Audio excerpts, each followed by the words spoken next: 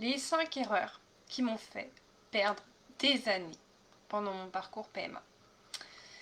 Parce que déjà, quand on commence un parcours PMA, enfin pour ma part en tout cas, moi j'étais bouleversée de savoir que j'allais être obligée de passer par un parcours PMA pour avoir un enfant. Passer par les protocoles, passer par les piqûres, moi, qui est la phobie des piqûres, qui vraiment supporte pas les aiguilles. Voilà, savoir que j'allais devoir me piquer régulièrement pour faire ce parcours PMA, enfin c'était vraiment extrêmement compliqué pour moi. Et aussi faire le deuil, mine de rien, de ce bébé couette en fait, du bébé dont qu'on rêvait à la base, le bébé qu'on fait dans un élan d'amour avec son chéri, le bébé plaisir, désir, voilà. Tout ce qu'on a d'habitude en fait. Sachant qu'effectivement, quand on passe par un parcours PMA, on n'aura pas d'anecdotes croustillantes à raconter à notre enfant pour dire bah tiens, c'était à tel endroit, on était à on faisait tel truc ou tel week-end, il s'est passé ça, etc. Enfin, on nous annonce déjà qu'il y a des problèmes de fertilité. Après, il faut arriver à accepter l'idée que notre conjoint est quasiment au courant en même temps que nous. Donc en fait, on ne peut pas vraiment l'annoncer. C'est compliqué d'annoncer à son conjoint, du coup, qu'on est enceinte parce que bah, il est tout au courant du protocole, etc. Donc ça amincit, on va dire, l'effet surprise. Et en fait, vu que c'est pas du tout naturel, et bien en fait, ça devient un combat pour avoir un enfant, alors qu'à la base c'est censé être simple et couler de source. Et on a vraiment ces antipodes et ces deux visions qui s'opposent et qui peuvent être extrêmement compliquées. La première grosse erreur que j'ai faite pour ma part, c'était de croire tout ce que mon médecin me disait. C'est-à-dire que mon médecin, lui, il n'était pas pour l'ostéopathie, pour les médecines douces, etc. Pour lui, ça marchait pas, quoi. Enfin, oui, ça peut pas faire de mal d'essayer, mais enfin, voilà, qu'il n'y croyait absolument pas. L'acupuncture, n'en parlons pas. Enfin, qu'il y avait absolument, de toute façon, il n'y avait rien à faire pour faciliter l'implantation. Il n'y avait rien à faire pour améliorer la qualité de ses ovocytes. Il n'y avait rien à faire pour améliorer la qualité et les résultats du spermogramme. Il n'y avait rien à faire en fait. C'était la fatalité hein, qui s'abattait sur nous et il n'y avait absolument rien à faire. Alors qu'en fait, il y a énormément de choses que l'on peut faire. Et en fait, quand je l'ai appris, je suis vraiment passée par des phases de colère parce que je me suis dit, punaise, là, j'ai vraiment perdu déjà 3 ans à essayer avec des échecs qui, à mon sens, auraient pu être évités si j'avais été correctement orientée, correctement guidée en fait à ce moment-là.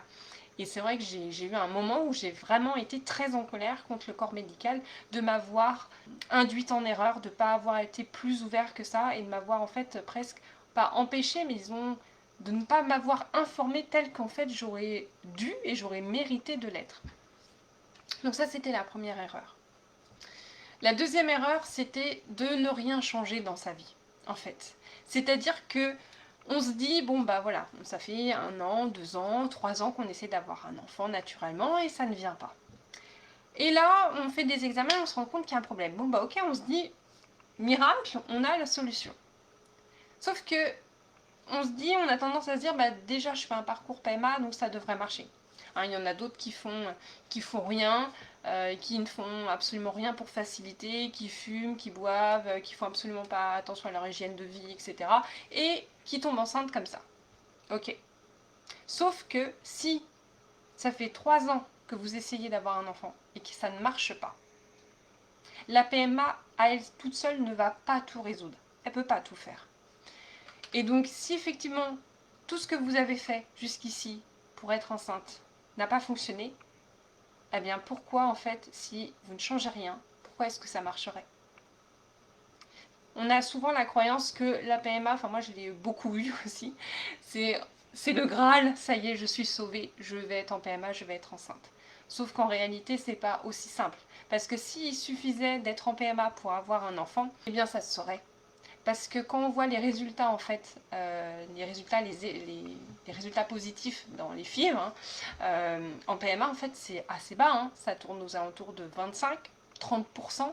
Pour peut-être les meilleurs hôpitaux, les meilleurs services de PMA, peut-être 35, mais pas beaucoup plus. Donc il y a un niveau d'échec qui est absolument énorme. Donc s'il suffisait de prendre juste le spermatozoïde, de le mettre dans l'ovocyte, hop, ça fait un embryon, et on met l'embryon dans l'utérus de la femme, et que ça y est, c'est bon, c'est fait, et ben en fait, ça se saurait.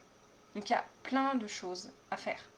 Et que croire en fait que en faisant tout ce qu'on a toujours fait, eh bien ça va marcher, étant donné que si ça n'a pas marché déjà pendant plusieurs années, c'est qu'il y a certainement des choses à modifier. Ensuite, la troisième erreur, c'était d'écouter des amis, écouter des gens, écouter les conseils des gens qui n'ont jamais fait de stimulation, de transfert, de ponction, de FIV. Et ça peut être une grande erreur aussi, parce que on peut avoir toutes sortes de conseils qui peuvent être parfois totalement délirants, ou complètement stupides, ou déplacés. Typiquement, faut arrêter d'y penser, tu penses trop, tu bloques, voilà. Pars en vacances, ça te fera du bien, pars en week-end. Moi, ce que j'ai eu comme conseil, c'est reste les jambes en l'air.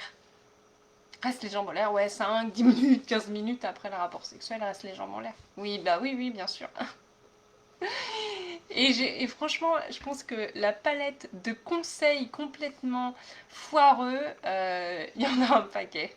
Donc je serais très curieuse que vous me mettiez en commentaire justement les conseils les plus nuls que vous avez pu recevoir, qu'ils soient déplacés, ubuesques ou complètement énervants, tout simplement. Eh bien, je vous invite à me les mettre en commentaire.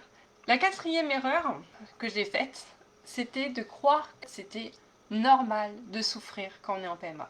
C'est normal d'être prise dans des émotions, dans des montagnes russes émotionnelles qui nous font passer de beaucoup d'espoir, beaucoup d'attente, à de l'excitation presque, ça y est, je vais avoir mon transfert, et ensuite de passer à un état émotionnel de stress, parce que ça y est, le transfert est fait, et maintenant il faut attendre la prise de sang, et on stresse, on s'inquiète, on se demande si on peut faire du sport, on se demande si je peux faire quelque chose, si on peut faire quelque chose pour améliorer, est-ce que les trajets en voiture c'est bien, est-ce que aller à la piscine, est-ce que je peux manger quelque chose, est-ce que je peux boire, est-ce que je peux boire un verre avec des copines, est-ce que je peux sortir, est-ce que je peux faire l'amour après le transfert, on sait jamais si jamais voilà, l'orgasme du coup vient déranger l'embryon qui s'implante. Voilà, on se pose énormément de questions et on passe par des états émotionnels qui sont extrêmement difficiles. Et au final, on attend, on a une attente et on passe par des moments de détresse aussi intenses. Et alors quand on a le verdict, là c'est le coup près qui tombe. C'est-à-dire que si c'est un échec, si on n'est pas enceinte, et voilà, c'est la fin du monde, quoi. C'est une déception intense et une tristesse très importante qui peut arriver à ce moment-là. Parce que quand on sait qu'il y a un transfert, qu'on sait qu'il y a un embryon, donc en fait c'est comme on sait déjà que notre futur bébé a déjà commencé à évoluer. On se projette dès l'instant où on sait qu'il a été implanté, on se fait des films, mais de dingue. On s'imagine déjà comment on va l'annoncer, on s'imagine comment on va décorer la chambre, et puis on se fait tout un récap. Alors oui, à tant de mois de grossesse, ça sera tel mois de l'année, et puis est-ce qu'on pourra partir en vacances cet été, peut-être qu'il ne faudra pas faire trop de route, est-ce que je pourrais prendre l'avion. Et on commence comme ça, notre mental en fait, il commence déjà à se projeter dans le futur, sans qu'on puisse vraiment s'en empêcher, parce que c'est tellement difficile de ne pas espérer. On a tellement envie d'y croire. Le verdict est d'autant plus violent et difficile à encaisser qu'en fait on a espéré, qu'on s'est déjà projeté. Mais d'un côté c'est normal de se projeter, et d'un autre côté il y a aussi des techniques pour justement se protéger. Ça peut être extrêmement douloureux. Donc moi j'accompagne justement à cela, c'est-à-dire à trouver des réflexes, des techniques qui justement permettent de réguler en fait ces attentes, réguler cette impatience pour justement rester plus stable, émotionnellement parlant, mentalement parlant, pour ne pas se projeter de manière excessive et pour ne pas du coup souffrir de la perte, parce qu'en fait on vit ça comme une perte puisqu'on avait on a cru à un gain, on a cru gagner, et du coup, ça n'a pas lieu, et on le vit comme une perte. Et c'est légitime, en fait, ce sentiment. Ce sentiment est totalement légitime. Mais ce n'est pas une fatalité. Et ce n'est pas obligatoire de souffrir à chaque fois.